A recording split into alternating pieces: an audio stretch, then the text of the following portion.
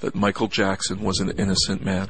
I had the ability to be around Michael 24 hours a day, 7 days a week. I never saw anything appropriate. If I had seen anything inappropriate at that time, I'd be the one to be slapping cuffs on Michael and take him down. A lot of people said, Michael, don't have any kind of connection with kids.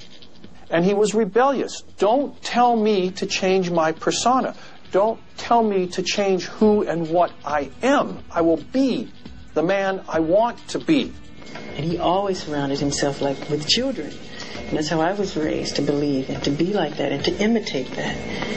So I don't know what you're trying to make out of this. I'm not trying to make anything out of it. I'm trying to identify whose handwriting it was. Okay. Did we answer? Like most people, almost everything I thought I knew about the case was wrong.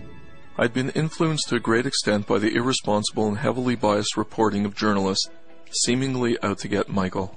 There was the public opinion that he settled back in 1993, therefore he must be responsible. When I arrived there was between 1,000 to 1,500 press people. They all thought he was guilty. The strain of the second child molestation case took a devastating toll on Michael's health. Michael appeared close to collapse several times during the trial. But not an emotion on his face. One can only imagine what roller coaster of emotions he may well have been going through. It affected his life. It affected his being. He was very angry and upset. I would get calls at 2:30 in the morning. Brian, why are they doing this to me? In the last few weeks, a large amount of ugly, malicious information has been released into the media about me. The information is disgusting and false. Through the years, I have helped thousands of children who are ill or in distress.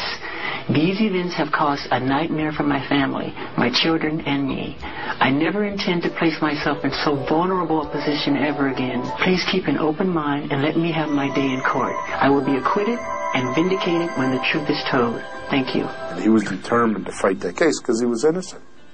He was absolutely innocent in both cases. The jury understood it. The people who were involved in the case saw the evidence was absolutely overwhelming that Michael Jackson did nothing. You couldn't place Michael Jackson in the same place with these accusers on the dates and times when they said it happened. It never happened. My investigation of the 2005 Gavin Arvizio case clearly showed that the plaintiff and his family had a long history of trying to extort money and were charged with perjury and welfare fraud.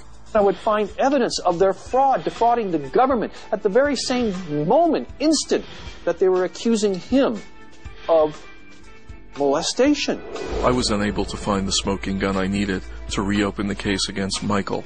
By the end of my investigation, I thought Michael himself was the victim. The world followed the trial and never covered the fact that he was innocent as much as they tried to say that he was guilty.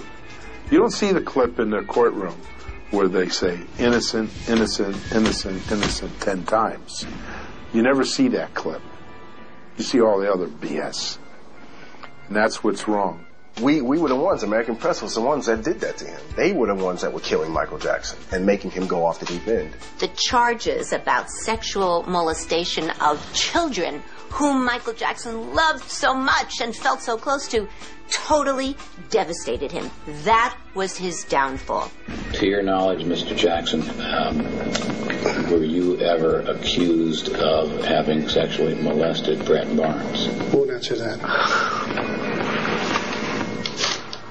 I think he was traumatized from the whole experience a lot. I think it just killed him. It ruined him. Michael just changed. Got a little more secluded. You didn't see much of him. And that was the end of him. I don't think he ever recovered. I think from the time that those accusations came out, that his emotions just went down and down and down and down. Judge Rodney Melville, he said to Michael Jackson, he said, Mr. Jackson, your bail is exonerated and you are released. Words that will be played, I'm sure, on countless occasions from now forevermore. But the world never remembered those words, and no one was ever exonerated from the shadow of the trial. Michael's image was forever tarnished.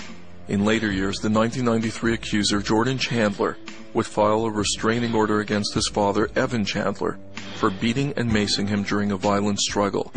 After Michael died of an overdose, Evan Chandler shot himself. He left no note or mention of his reasons. After Michael died, and all this dust and accusation and garbage about prior things was looked at from the point of view of, really, was it valid? I think the overwhelming response to him tells us the public now recognizes that was so much smoke and so much nonsense. I think we finally got through to the public that Michael Jackson never hurt a child. I love the whole idea of being untouched. I even like them undisciplined. You know, anything goes. Throw stuff and just be yourself. Jump on the bed. Put your shoes on the couch. I just love watching their behavior. He was done with America. He wanted to leave. To June, today was like being baptized in the sea of life. His life was the heights of ecstasy, but really the depths of agony.